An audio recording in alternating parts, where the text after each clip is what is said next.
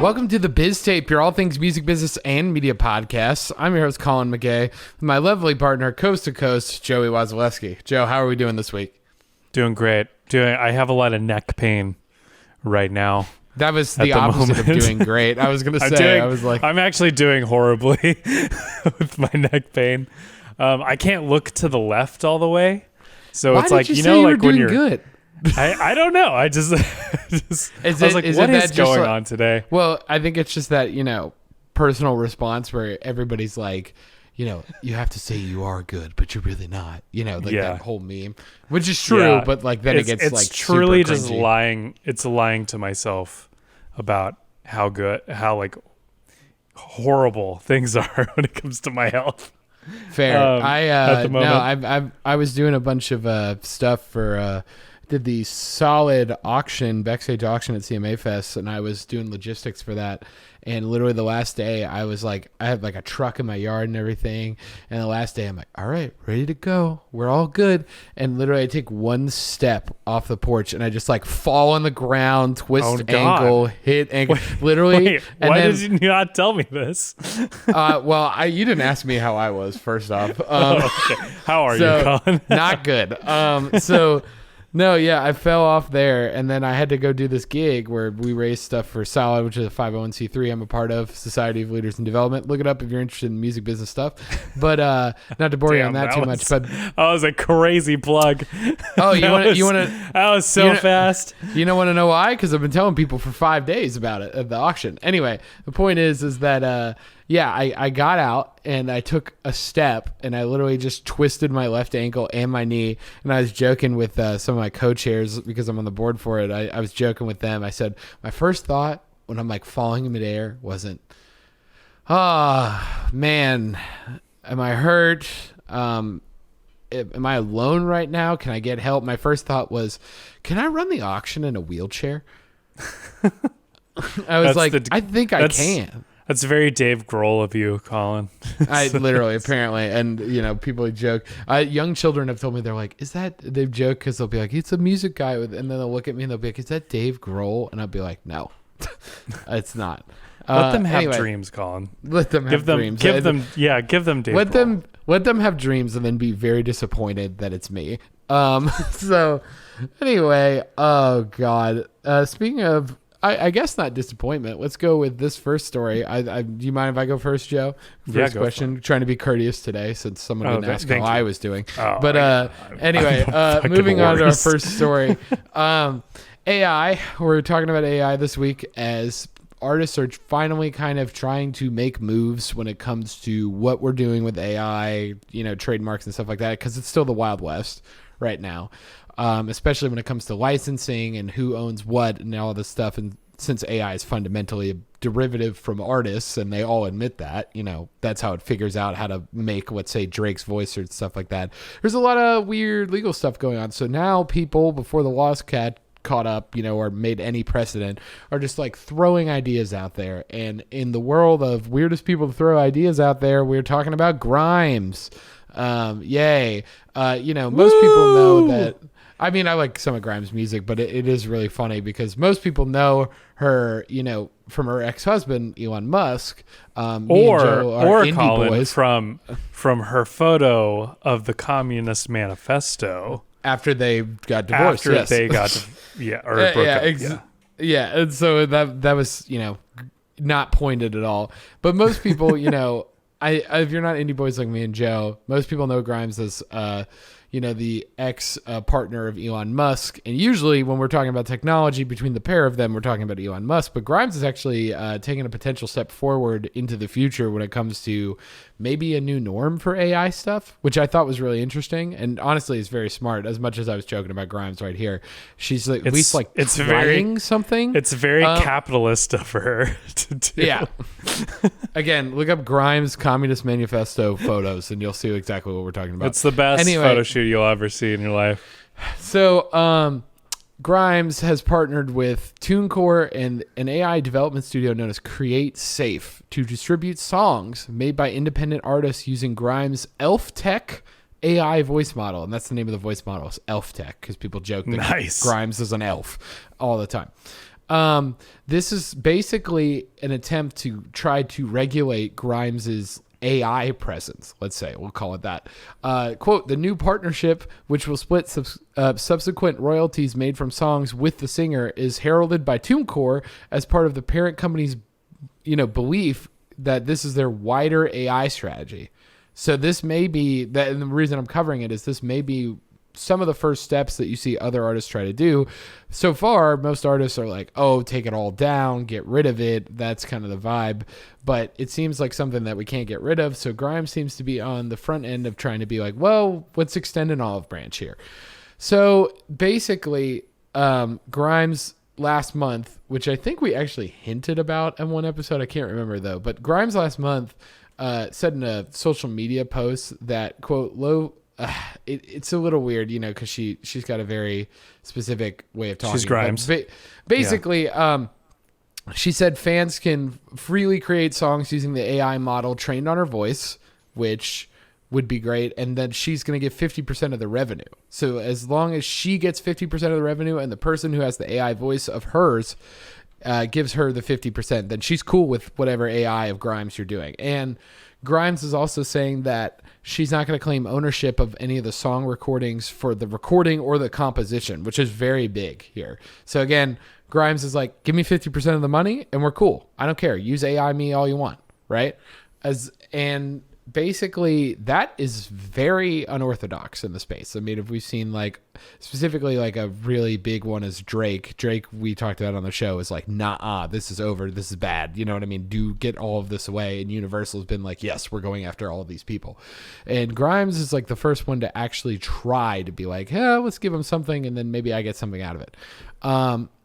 Anyway, basically she's got these two companies, TuneCore and CreateSafe, and they are finally realizing this post that she made.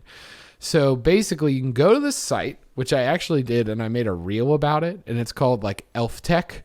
And you can upload vocals to it and it will make a Grimes AI voice right away. So I actually did it with my own voice if you're curious. So go to @the_Biztape in our Instagram and you can see me doing this. It is incredibly simple. Literally you just drag and drop a file right into it. Again, Grimes' only two caveats, like I said, are that you got to give her a 50% revenue split of whatever you're doing. And then the other thing is, which, to be honest, was kind of it feels implied, but I think she just has to implicitly say it. She says she's going to take down anything that's really, really toxic lyrics or Nazi stuff in her words.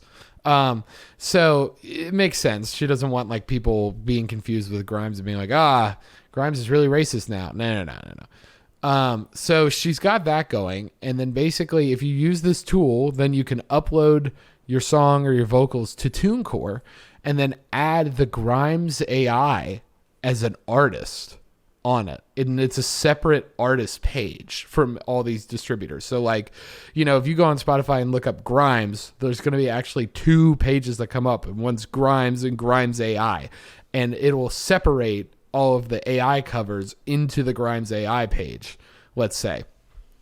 And so, yeah, it's really, really interesting because she seems to be the first one that actually is trying to kind of, again, extend an olive branch, but also, I don't know, take action, if that makes sense. A lot of the other people are just like, oh, well. They're trying to avoid it. I don't know. Yeah, they're just trying to avoid it. They're just letting it be, or they're being uber aggressive and taking everything down. And there's no in between. And a lot of them are kind of let's just wait on it. There's not as much as the uber aggressive, but I got to point out two things that Billboard did point out too, and we can talk about this, Joe, which are two potential problems, which is that one, and I'll ask you this question: can Grimes and TuneCore deal with the volume of AI generated material, basically, and approving each one of them one at a time? Yeah, do you think way. they could deal with that? Yeah, I don't think they can either. Not unless they made an AI to specifically do that task. Which is ironically what I was going to say is that I was going to say exactly that probably it would have to be automated to deal with it. I mean, let's say this. A lot of features of artists that are really big, they get featured a lot. They, say we personally approve it. it's not them a lot of the time, right? Unless you have a very involved artist, it's like the team around it, and they generally have like a general rule, right?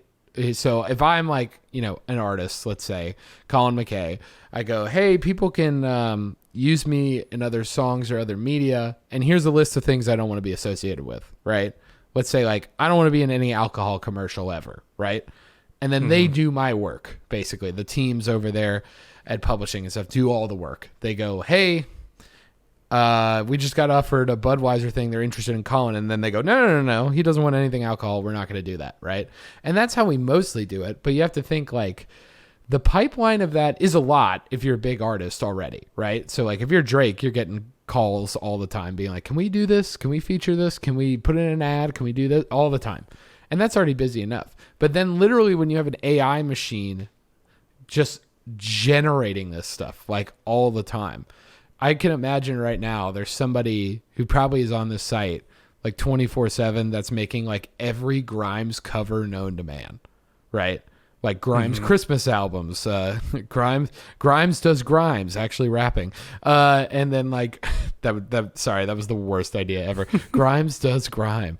But anyway, like that's what I'm saying. That's a good one.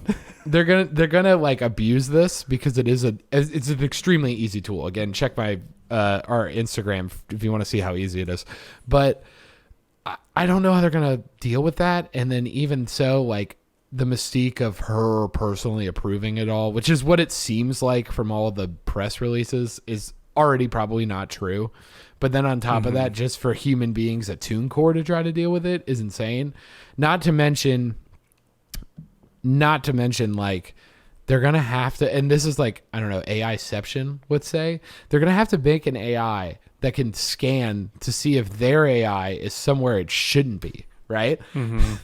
Like, because you're supposed to kind of go through TuneCore in here. I didn't really say that you could go to a different distributor, so I'm going to assume yes, but maybe you could, like if you wanted to go to DistroKid or some other distributor. But like, I'm sure that people, because literally when you drag and drop the file, it generates the file for you. So you could just like record your computer of it, and then you have the Grimes take, and then you could do whatever you want with it, right? So the policing of this is probably the worst part of it. But like at the same time, I feel like giving people at least an option to have a approved way to do it is way better than a lot of the other people, kind of throw in the band hammer. What do you think, Joe? I think at least like a pathway is nice compared to a lot of other artists right now. I mean, I think like it's definitely, so like when you're asking more of like just the most ethical way of policing it. Well, I'm saying like, let's say this. I think we can all agree, people listening and yourself, that AI we cannot stop. It is just going to keep going. It's going to keep generating all this kind of stuff. Everyone's going to make covers of everybody. Everyone's going to use everybody's voice. It's going to be a legal nightmare for a long time until the law catches up with it. We can agree on that, right? Yes. Okay, so we can agree on that. So let's keep that in mind.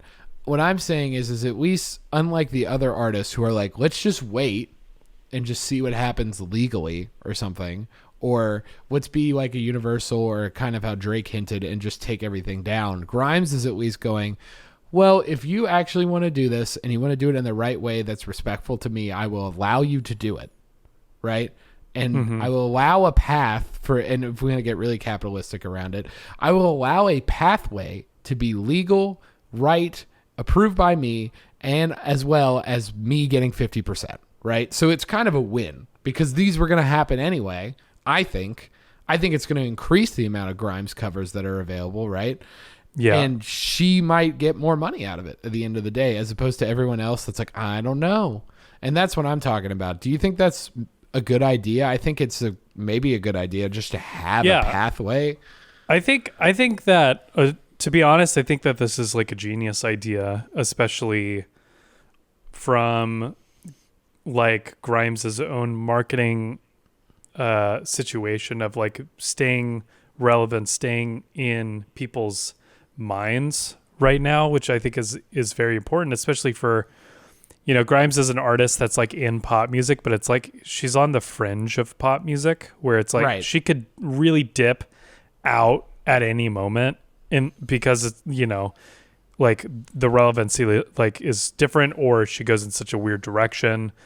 And it's kind of, I don't know, like Grimes reminds me a lot of Bjork in that way of like being experimental, but then like dipping in and out of it. That's a good of comparison. like the popular, like the popular space, but then like somehow has this like rabid, like mega fan base. And so it's like, I think first off, I think it's a very, honestly, from a business perspective, genius right now, because I think people will do it. I think she will have fans that will do it and to be like ethically. one of the first. Yeah, and it is paving the way for like how this could definitely be like policed in the future.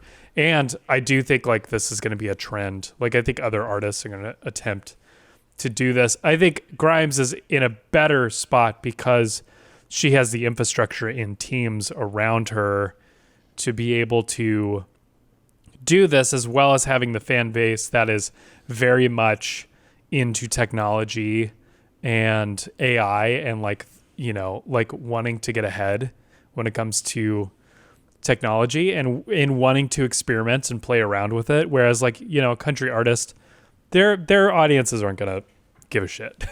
Like if Garth Brooks came out, which maybe it would be a meme if Garth Brooks did the same thing, but like Garth Brooks fans would not do this, Well, I mean? historically with country music and technology, we'd probably, so this starts now.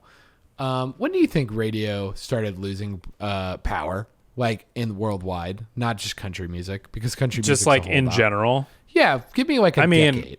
When like the 80s, when music videos started becoming, You want to go that back, huge 80s, 90s? Yeah, I think radio is I'm going to argue around probably, I would say the downturn of radio being like, oh, this isn't the dominant format anymore, is probably YouTube, probably, but yeah, that's what I'm saying, late 2000s, right? So then country music, I feel like finally now is starting to feel that, with radio, and it's 2023. So there's about a 15-year gap. So maybe 15 years from now is what I'm saying, we will have the Garth Brooks AI, and people will start having the conversation with country music that we had 15 years ago, which seems to be the trend on a lot of issues with country music. Anyway, moving past that shade I just threw. I definitely think that this is a smart move, like you're saying. And I think that being on the forefront for Grimes is a really good thing for her in terms of like marketability, visibility as well. I've seen a lot of publications talk about this, more than Grimes' regular music right now, which may put her more to the front face, right? And I think it's a good move overall, as opposed to, being all holds bar or let's just wait. Because I think the all holds bar, like let's cancel everything that has any AI or whatever, it's just not sustainable at all. It costs a lot of money and a lot of hours from different teams to try to police it everywhere. And you can't do it because the AI is just going to beat everyone else.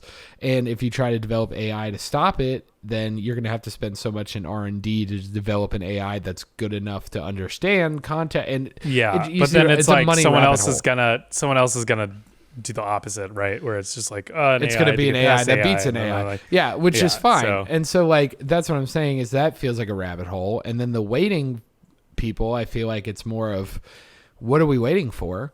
Someone has to start this, right? And I feel like Grimes is the person that's trying to start this. It honestly reminds me of one of my favorite artists, Todd Rundgren, was one of the first people to really start to distribute music on the internet in the early 90s. And that's what it reminds me of a lot. So I think that Grimes is kind of like, if you can't beat them, join them kind of thing. And she's actually giving a pathway that if somebody wants to be legally correct and use a Grimes AI, they can, and then she'll get a cut of the money. On top of that, there's a perk to this. It's very easy to use. Like I told you, you just drag a file in there. It's extremely easy to use compared to other services I've seen. The other thing with it is that you get visibility out of it because it says Grimes AI is the contributing artist, right? And so, if this started trending and people playing with it, right, you get the bonus of essentially having a feature of an artist that has some popularity, and you can tag them properly and everything. Right now, the DSPs are really, trying to watch out for that kind of stuff, which is why, like, when we talked about like a Ghostwriter, that guy who's doing all the AI covers, like all his AIs didn't say Drake, you know what I mean, or stuff like that, which made it harder to find. It made the SEO way worse. So it blew up, but I feel like if he could have put Drake everywhere, then people would have been like, oh man, this is easy to find. It would have had more views. And unlike this situation where you could literally put Grimes AI everywhere. So it has a benefit to consumers to try to do it the legal way. The last thing I wanted to talk about, which is the second problem of it, is the other Grimes AIs that exist. Because you got to remember, everybody in technology, right? Every startup is trying to make AI right now. And that means that there is notably a number of Grimes AIs that are actually around. And like covers.ai, which is a very big site that has a lot of AI generation stuff, has a very notable Grimes cover that's not officially called the Grimes, but it's Grimes. You know what I mean? Kind of going back to what I was just saying. What I'm wondering is how they're going to compete with these other versions, of AI. And that will be interesting because I think that's going to drive competition between the space. So like to actually have Grimes on the team, and be Grimes approved, let's say, I'm sure, there's maybe some problems with like artists being like, I hear myself like this. And then they listen to AI and they're like, nah, that's not me. That's not how I sing it. I'm sure people have a, not an exact idea how they sound just because of sometimes their personal biases towards their own voice. Right. But at the same time, to have the person available, and if you're developing the software and go up to Grimes and be like, Grimes, how would you sing this? Is insane, right? Like to have that ability because she's on board is such a leg up on the competition that I feel like that's how they're going to compete, other than the ease of use that they provided and the legality of it that are provided. So I think that's interesting. Do you think, I think those are the only three fronts I can think of that if somebody tried to make a competing Grimes AI, those are the three things they'd have to beat, is the authenticity, the ease of use, and the legality of it. Yeah. I mean, there's not much like, I don't know. Like sometimes we can say that like it wouldn't be as good as like the original creator, but sometimes other creators can kind of improve upon a certain type of technology or even get better results down the road as well. So like, I don't know. I feel like, it reminds me a little bit of like, I don't know, like Bethesda coming out with a game that's broken and then like the community fixing it after the fact. Fixing it up. Like, so I don't know. I think in this situation, Grimes has a really good AI program that does a really good job. But I think if another artist did it and it was like worse, I actually do think people would be like, okay, no, this is better. Use this one. And, because of like the meme factor of the whole thing? Yeah, I do. I'm also wondering too, like when it comes to like the percentage of royalties off of these songs, is it only in the usage of Grimes's AI, or is it when people insert the file at that point? Like, does that technically mean like, oh, you use this as a way to make the song, therefore I own part of the song now? So yeah, that's the weirdest part of it, is I can't find the nitty gritty of the whole thing. It just seems like to me, if you're using the Grimes AI technology, it should be like more like a plugin, right? Where it's like, it doesn't matter until it's that would be nice. I think that's eventually what we'll do, is have some sort of plugin literally that you put in Pro Tools or Ableton, and then you sing, and then like it's a track on there, and then it just modulates you to whatever kind of sound you want or something. That's probably the future of it. But right now it's just like a file system, right? Like it's literally upload a file, get a file, and then back, download. Yeah. But it is interesting in terms of what you're saying, like the ownership aspect of it, because like she said she's not going to claim any ownership of the sound recording or composition unless the composition is a cover of one of her songs, which is, it's kind of superfluous, right? Because it's literally her song already. So like it What is weird. if it's a Hannah Montana song though? I mean, we could do it. I could put it in the generator right now, We got the limo out front. I can't do it. I'm trying to do Grimes doing Hannah Montana, and that'd be really hard. But Or is it? It's not anymore, Colin. It isn't anymore. Yeah, you're right. No, and it says 50% of the revenue. I mean, I'm sure that she just means like gross, whatever it is. And that's why I'm wondering, because I can't find an answer about this because it's with TuneCore, right? So I'm wondering if you have to distribute through TuneCore, and so they can distribute. That's the another thing. split. It's like how do they even get the royalties to them, especially if it's like that a lot of people doing this are going to be unexperienced. And that's the thing from the press space. release I can't find is I can't find if it's like, can I contact CreateSafe, the AI company, and go, hey, I'm going to distribute it through my distribution company because I have good relationship with them and I'm using the Grimes AI. Can I cut you the 50% right now?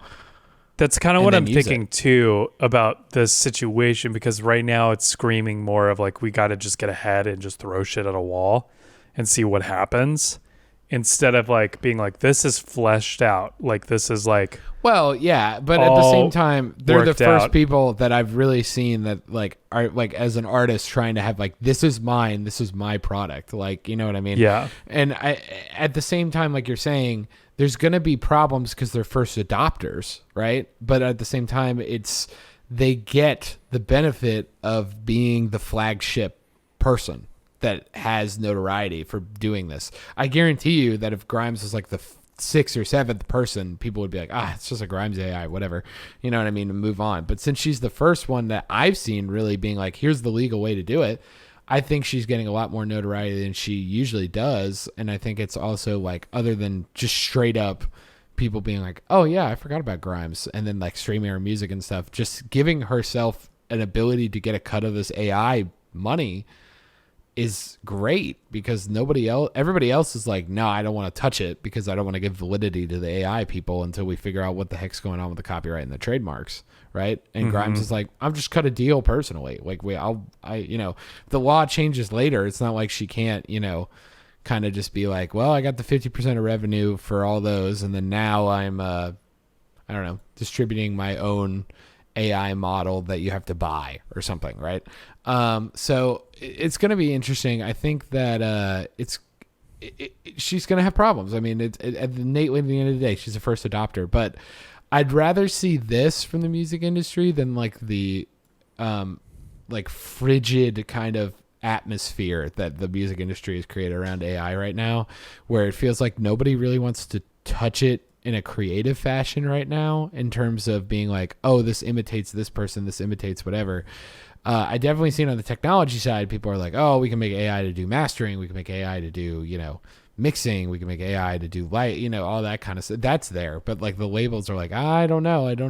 We want to do our own simple thing that we're going to keep in the back of our head. And then Grimes is like, nope, let's just bust that open. Anybody can do this. The only thing I worry about it, like we're talking about, is do you have to do everything on TuneCore? Because I think that's a little annoying if you do. Yeah. I'm like shifting through or sifting through some of the tracks right now, and they do seem like surprisingly produced out, and like the quality, I have to say, is like, look, if you've been listening to the show for a while, Joe and I like absolutely crap on a lot of AI like generated stuff. Yeah, all the I mean, time. it sounds horrible sometimes because it's just not well done yet. Like, it's very new technology. No matter what tech bro tells you that they have the secret that sounds exactly like Paul McCartney, it's like most of them don't, and it's rough. And like the ones that kill me, tell me this, Joe, have you run into all the TikTok cover ones where it's like this person doing this and it's AI generated? Oh yeah. And then you can hear the other person's voice underneath their AI voice. Like, because you can tell that you're singing, like, because you can hear it, like, basically, like, scrimming and stretching the other person's voice to make it into something it's not. Mm-hmm. Like, that's I mean, something I've heard that the I Grimes AI, I feel like, doesn't have. I also think, too, it's like, which is expected, but, like, when it comes to songwriting, it's always suffering a lot of the time. I think with Grimes, it's like a lot of these are actually in kind of the Grimes sphere of just like, it's EDM, like high energy. That kind of thing. I feel like on top of that, like they're kind of moving past just like the actual kind of tonality of the singing, it just doesn't have a lot of artifacts in it, which are nice. Like clear digital artifacts where it's like something trying to go from 0 to 100 and it can't do it and it just sounds bad at a section. That's like what a lot of these AI covers have, and that's what drives me crazy. But like I was playing around with it this afternoon and I was like, you know what, this is like usable. You know what I mean? Like and to be honest, in almost a positive way for Grimes, her voice is distinct, but it's not like every person in America knows who Grimes is, right? So it's kind of like you could use this and tag the Grimes AI and make a song and people aren't like, that's not Grimes. Like if you tried to do a Paul McCartney AI, right? Or a Elvis or like, a Aretha Franklin AI or something, right? People immediately, because they're so big, would be like, no, I know that's wrong. But Grimes is a little bit more obscure. So maybe like in that space, like you're saying, like the EDM kind of cover space, it could just fit right in and people don't even realize that it's trying to copy another artist, so they're fine with how it isn't authentic, let's say, if it has problems. So yeah, I'm happy that she's taking this step rather than just everybody else being like, let's just wait for some invisible hammer to come down that's going to force us to do something about AI. So yeah, we'll see about that. Joe, I need you to tell me about our next story. Apparently, we're all lame, is what I'm reading from this next story. Yeah. Oh, boy, are we. Because Joe and I get to claim being in both generations at the same time because we're right on the borderline. Yeah. So, huge breaking news, Colin. This is the most important news article to come out in, I feel like, the past year. But there's so much going on. The world's ending. Our president is about to be in our former president about to be in prison. There's UFOs confirmed to be stalking our every move. Didn't even know that one. And Gen Z is drinking less than their predecessors. So, like their ancient ancestors, the millennials, Gen Z has taken to ruining the world, but instead of adding avocado to their toast and grabbing daily coffees, who says they are taken to drinking less alcohol when they go out, which is actually pretty lame for millennial standard. But what's really important about this whole thing is that every press outlet is reporting on it and is currently running off of the same press release, which is super fun to see. But surprisingly, the most educational one was an article by the BBC titled, quote, "Why Gen Zers are growing up sober curious." So, okay. I just wanted to throw that in there. Why Gen Z? Why would they? I really, the only way that could be better is why Zoomers are growing up sober curious. Here's the thing. In most cases, I would not have covered this because this screams just like change, new generation. Oh God, things are changing. They're making things worse. But the thing is, this BBC article actually hooked me in because they went into more of like the reasoning rather than these other people just saying like, oh, Gen Z is doing this, right? So why is this important for the music industry in general? Well, venues are really pissed off because according to them, every time they have a show that's catered to Gen Z, the alcohol sales have been dropping. Because, Joe. Colin, when you go to a music venue, the first thing you want to do is get obliterated every night, right? No, it's not. Look, it's not, and that's the reason. No, back off. Like literally, I know your ironic voice, and I know the question's ironic, but there are people that are like that. There are people that and they're significantly older than Gen Z people. They are, and like that's kind of the thing. It's like it's so interesting to see because this is, I don't think we've seen a lot of like, here's the thing. I think a lot of older boomers and like older generations have kind of looped Gen Z and millennial together. But this is something that is very much distinctive of Gen Z than it is from millennial generations because I was going to tell you, throw in that technically, if you want to know, because I'm one of the things I'm also nerdy about, which if you listen to the show forever, seems to be an ever-growing list, is generational theory, because it's very interesting because people go through the same major events around the same times in their lives, so it causes different trends, and then the world's in different places, whatever. But the point is that Gen Z starts technically, there's not a hard cutoff for any of these generations, but Gen Z technically around, what they're doing it as 1997 to that's what I was gonna say. It's like they'll say like 1995 to like 1997. Some people go all the way to 1993, but you got to be born like basically middle 90s up, and you're in Gen Z most of the time. Mm-hmm. But I just wanted to throw that in there if you guys have ever been confused about that. And then I believe millennial starts in the middle of the 80s is around when they are, or early 80s, and then Gen X starts around the later 60s, and then the boomers start with the baby boomers, 1945 to like 1955 and 60. So yeah, that's kind of the generational breakdown, just if you've never heard that before, and so you can kind of guess how old these people are that we're talking about. Generational Breakdown is a great band name, side note. But yeah, I mean, these venues are pissed off, and like you may ask yourself, okay, cool, why does alcohol sales matter? And it's because venues make the majority of their money off of alcohol sales. And in some cases, taking a percentage off of merchandising sales from the bands, which can be very predatory in some cases. Can you tell that I'm biased, Colin? Yeah, right. Or based. Oh, God. Are you putting Gen Z for the Gen Z words? Yeah. No cap. No cap.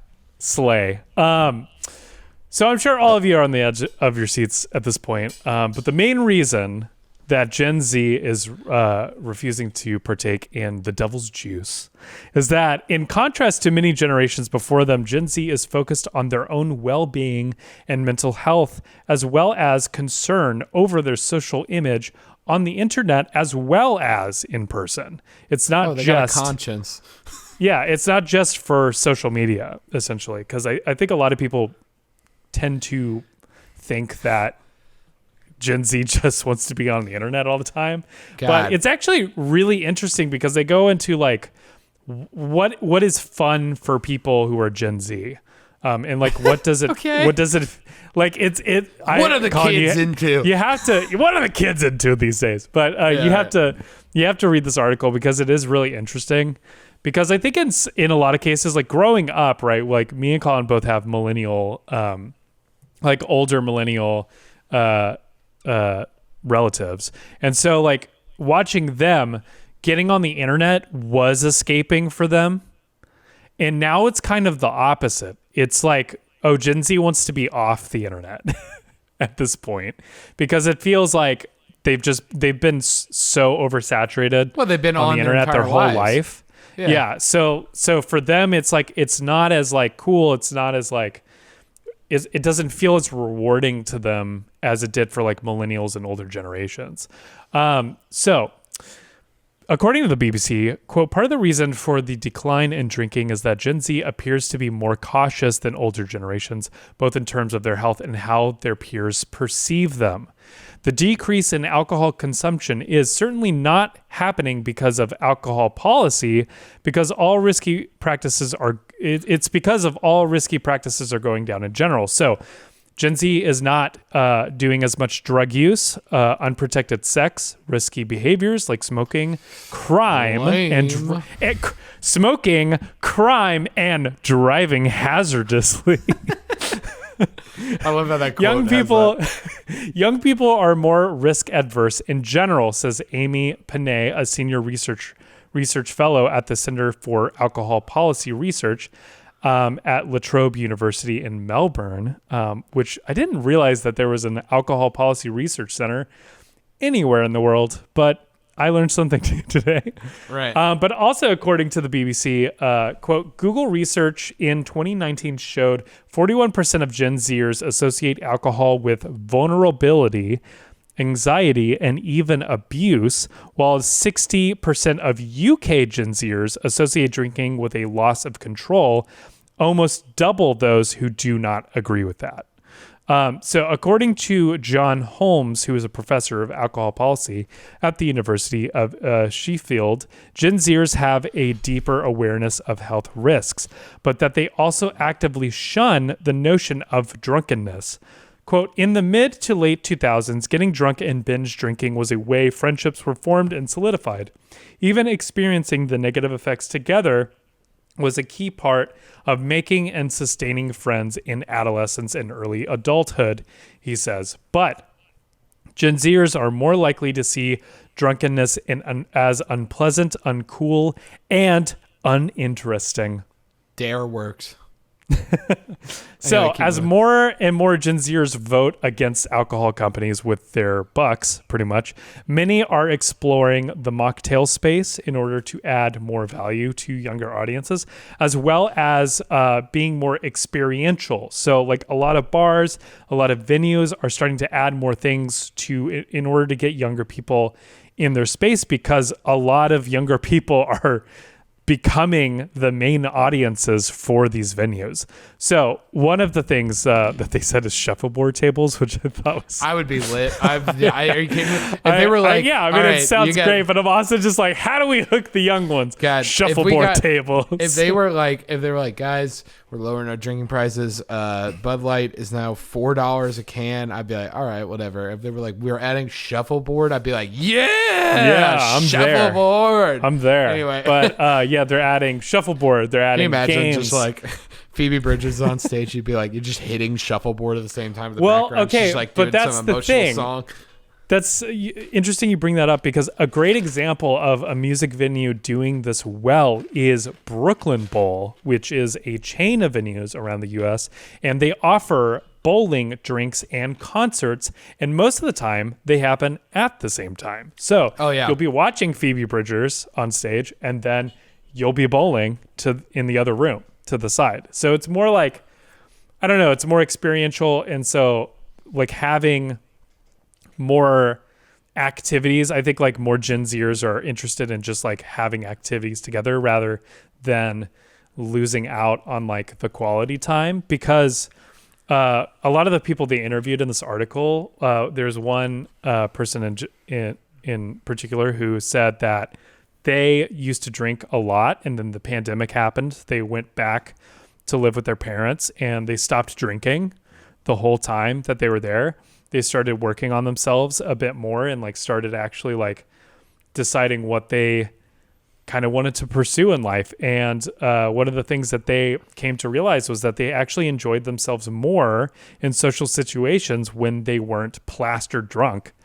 And a lot of the times made better connections that way as well. So what, like they put, as they put it, I'd rather remember the people I met like that night, which I think is like, it's a very stark contrast where it's like, you know, you kind of hear older people and they're like wild parties of just like bar hopping and like getting shit faced and then like meeting 30 people, but like ultimately not making friends with any of them. Right. Right. Isn't that the whole purpose of socializing and going out is to make friends?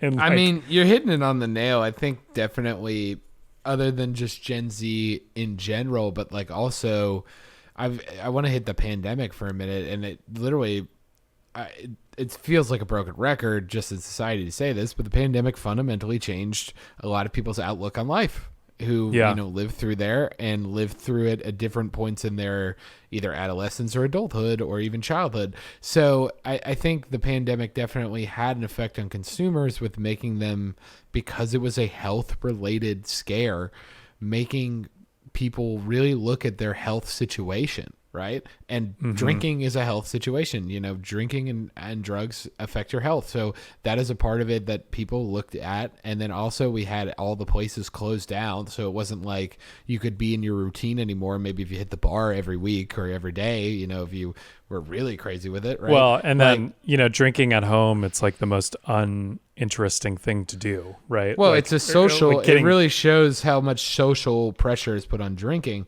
And so like, that's what I'm saying is that other than the Gen Z effect, we may be seeing that there. Sadly, and the business, I've been hanging out with a bunch of business managers this week. We're really seeing also what's happening with venues is the lack of diversification when it comes to their income streams, right?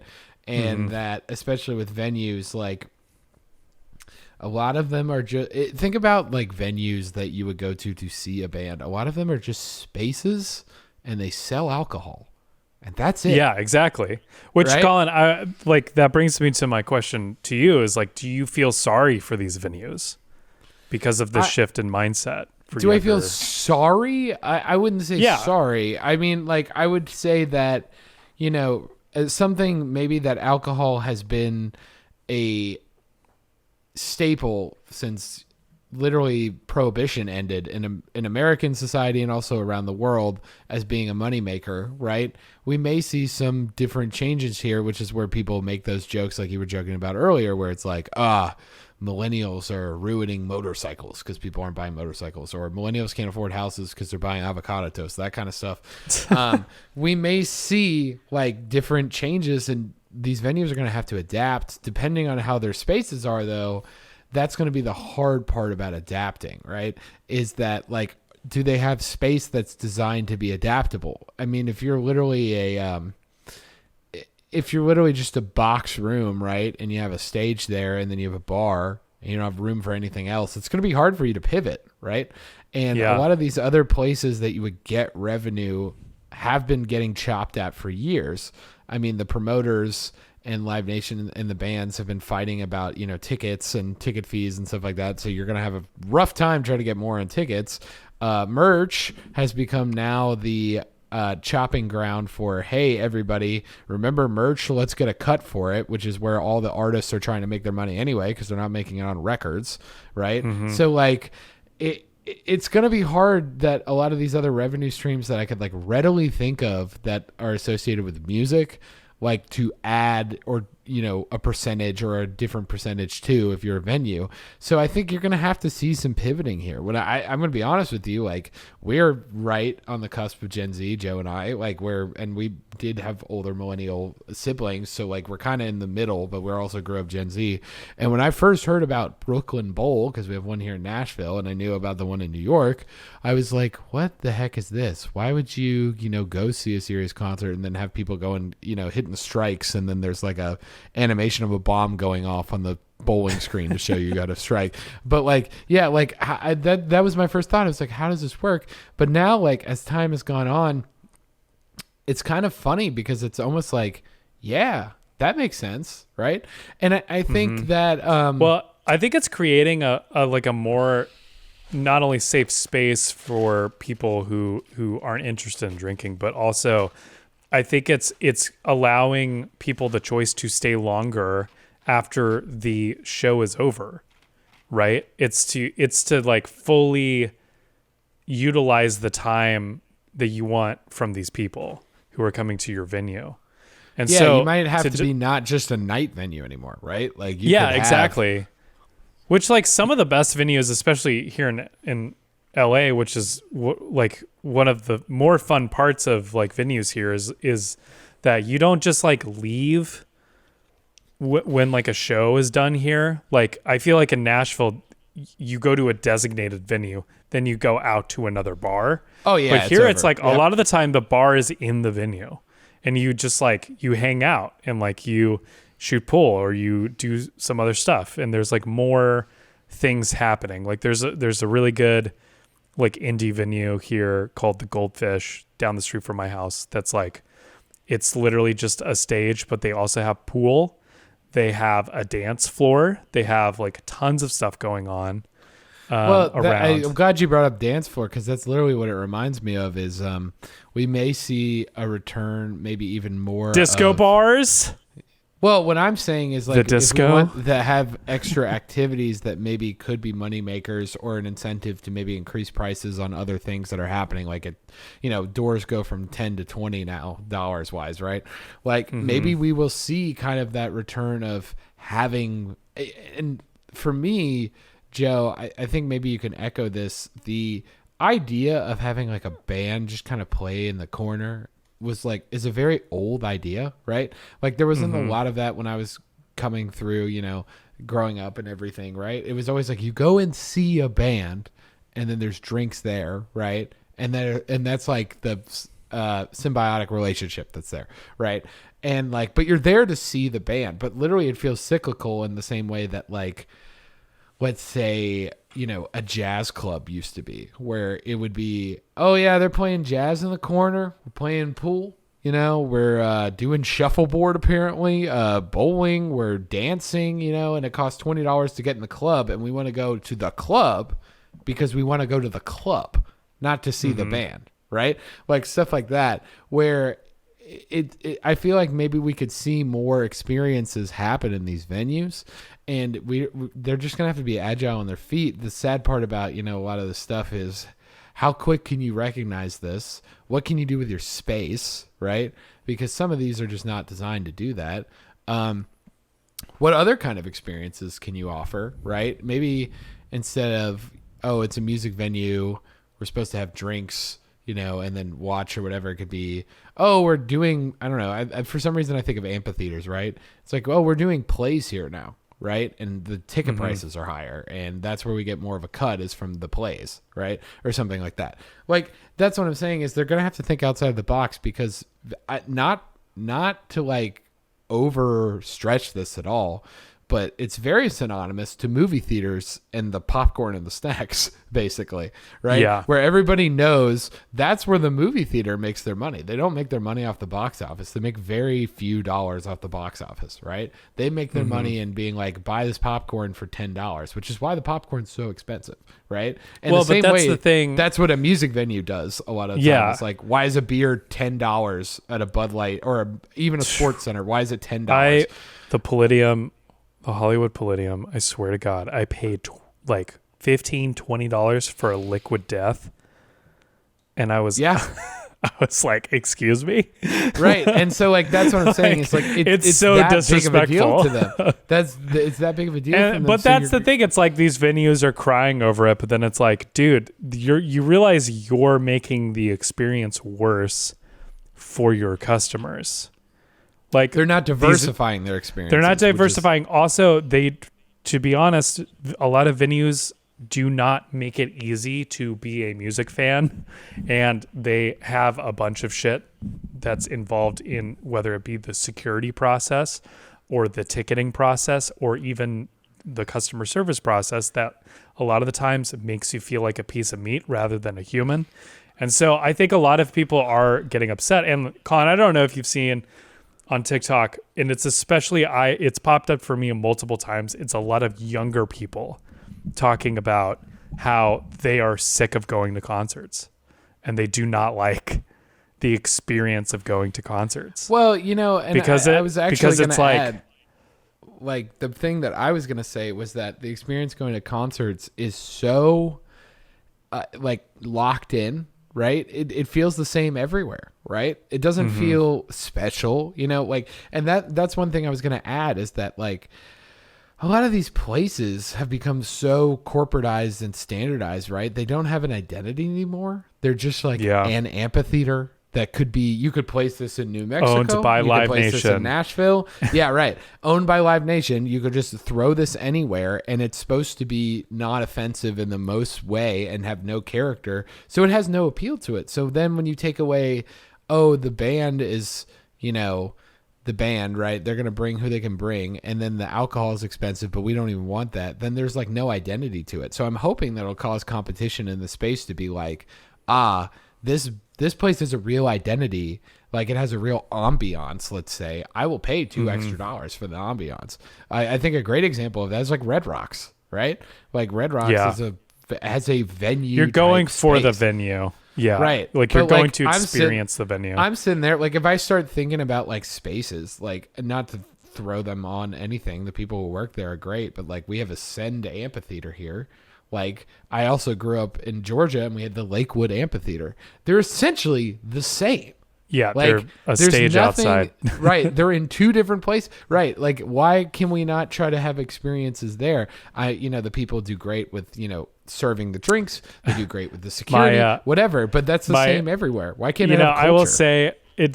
I will say when it comes to Ascend, the story that pops in my mind was my partner was telling me that she went with her friends to Ascend, and the security refused to let them take their purses in, and they told them a line of like, I think it was like 300, 400 girls to throw their purses into the bushes to the side,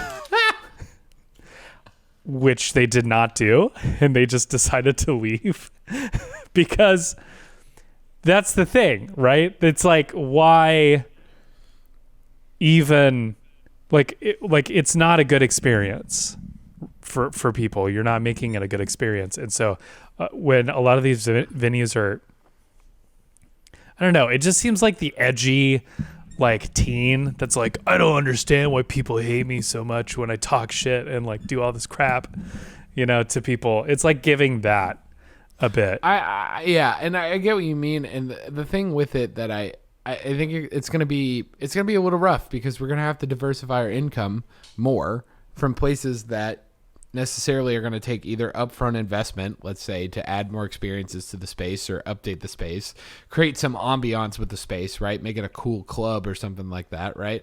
Or it's going to take fighting tooth and nail with percentages for stuff that have been fought forever, like the promoters' percentage, the artists, how much you're paying the bands, the merchandise. That's going to be the hardest battle there. You're probably better adding experiences. Problem with that is that, venues are still recovering after one whole year of not having, any business, right, with the pandemic. Mm-hmm. And some of them literally didn't have any business for 2 and 2.5 years, right? And some of them didn't survive, but some of them are still, living it out on these loans that they had to do to survive. So I feel bad for a lot of those that don't have maybe the infrastructure, the ability to pivot to have investment to add to their space, even if they have like a good idea. But we'll see. I think what's going to happen here is that I think it's overall maybe a good move to try to give a lot of these clubs in different places identity, as opposed to being a place where a band plays. It's going to be a place people want to play, right? Yeah, I think it's going to be more exciting for bands to play. A lot of the times, acts like fucking hate some of these venues that they're playing, mostly because it's a box room with it's a box no to sell AC drinks. With a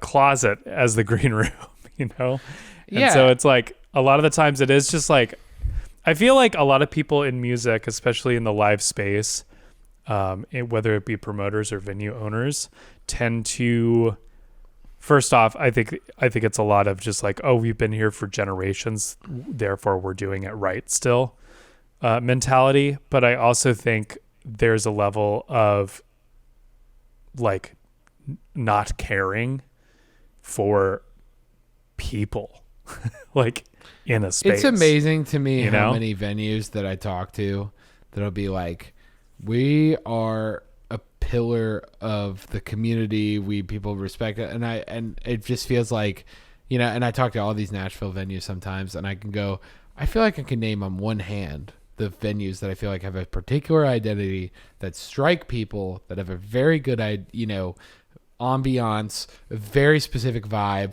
Something is added here, right? On one hand, mm-hmm. And there's way more than that in Nashville, right? And the thing with that is, what I'm saying is that I think a lot of people have taken for granted how easy it was in previous times to get people like, to we rooms. Are a box. We have this band that is playing. You are going to buy alcohol because there's a band playing, right? And we don't have to worry about anything other than making sure that nobody comes in here with a bomb or a gun. and that we, serve liquor to people that are over 21. That's all we have to worry about. The band's going to deal with themselves and the sound guy's going to do all that. But that's, as a venue, that's what we're going to have to deal with. Right. Like that. And I think that's the amazing part. And I think that's the part that I don't feel sorry for, is the people that are like, we really had this locked down. And it's like, well, did you? Or were you just a box that serves drinks rather than a club that is a, thrill to play? Right. And that's a very different atmosphere. So I think it's going to be interesting because, Gen Z, as the older generations, phase out of going to concerts every 3 seconds. I mean, the boomers are, getting old, guys. Sorry. And they're not going to drink as much as they used to. And Gen X is going to drink until, a certain time. And then Gen Z, like it's going to be when we get Gen Z right now, like Joe and I are on the pinnacle part of it. We're in prime consumer money, right? 20 to like 37. Well, and like that's prime consumer money. We're in prime consumer money, but at the same time, Colin, Gen Z makes much less than many of the generations previous, which I think is another situation when it comes to this drinking stuff, because drinking is deemed as this like very expensive luxury, right? Where it's like I agree. Like you were saying before, you're going out to a venue, you're paying at least $100. If you want to actually get drunk at a venue, you're gonna be spending at least $100. Oh yeah, venue. I mean, and not to mention like if for instance, like you have drinks and then like you got to Uber or something, you know what I mean? You got it's a hassle. Right. And that's why I think a lot of these people don't want to do it. And like they're saying, they're risk adverse, right? That's a risk, right? To deal with that. There's a lot of people in a room, and especially now in our day and age with the security risks there are, a lot of people would rather be alert consistently. And so I think at that point, other than just the non-drinking, also it's the kind of like the movie theater thing. You could sneak a sandwich into the movie theater. Same kind of principle with the concerts, right? Like you could just get blasted before, if you're really a drinker, which it seems like a lot of the Gen Z isn't. But like if you were one of the Gen Z that's really like, hey, I want to get faded before a show, just do it before, right? And there's no incentive to do it inside the venue and the venue to make money. And that's kind of the thing where I think that it's going to be a rough strokes for a lot of these venues that have zero identity and zero distinguishing factors other than they're a box that serves drinks. I think that, like you're saying, Gen Z is one, risk adverse, more strapped for cash and stuff. But the thing I was also going to say is like they're a worthy market to go after, because at the end of the day, I will always know, like, let's say people that, since we're on the upper age of 26, right?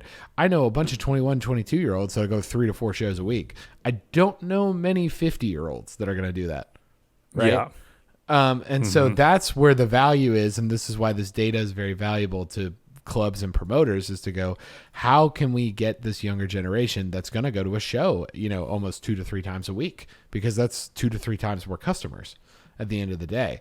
And if you can provide more customers that way, then you're filling out shows, you're selling tickets. There's whole more revenue streams and more opportunities to sell, rather than one big sale that you can mess up if somebody's like, I'm just not going to drink tonight, right? So we'll have to see how this grows. I think it's a very interesting question, though. Like, how can you do it? And I'd love to see more stuff. Again, I think you brought up a great example. Brooklyn Bowl is like one of the best examples I've seen of that, and that actually has a balance, and it doesn't feel like disrespectful, right? Yeah. That you're sitting there like bowling while someone's playing. So 100%. Well, Colin, we've come to the end, and with the end comes our music taste. So what have you been listening to this week?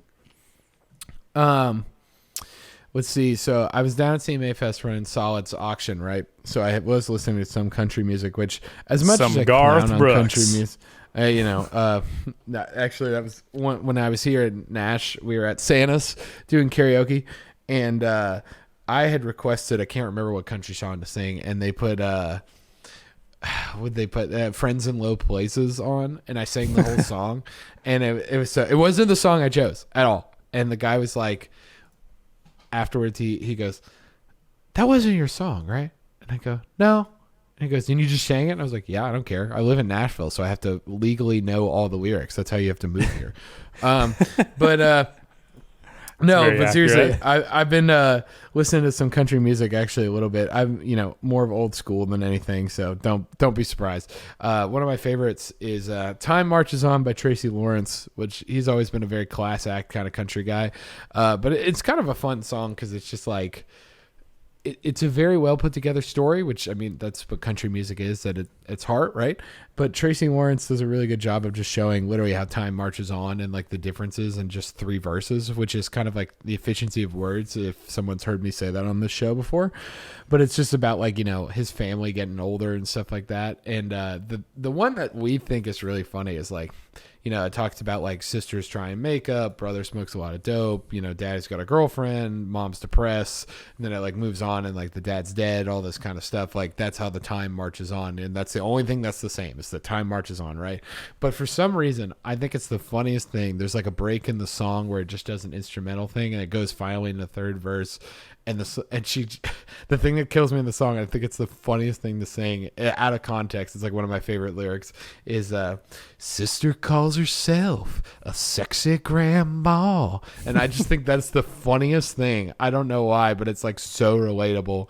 The amount of like, speaking of boomers or, Gen X, even like who would be like, "Yeah, I'm a sexy grandma." I just think that's the funniest thing.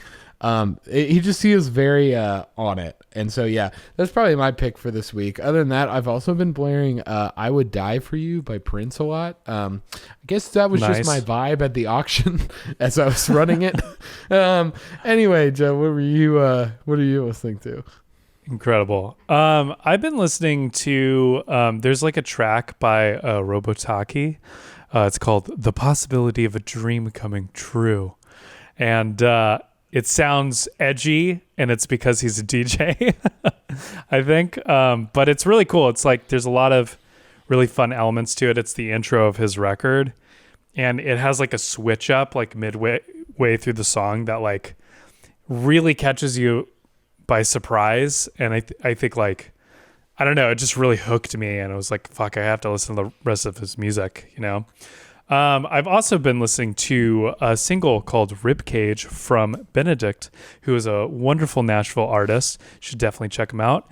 A lot of singles this week. I've also listened to "Top Dog" by Magdala Bay, which was a song that kind of popped off on TikTok a little bit, but then kind of died out. But it's a really good song. I don't know why it didn't kind of blow up a little bit more.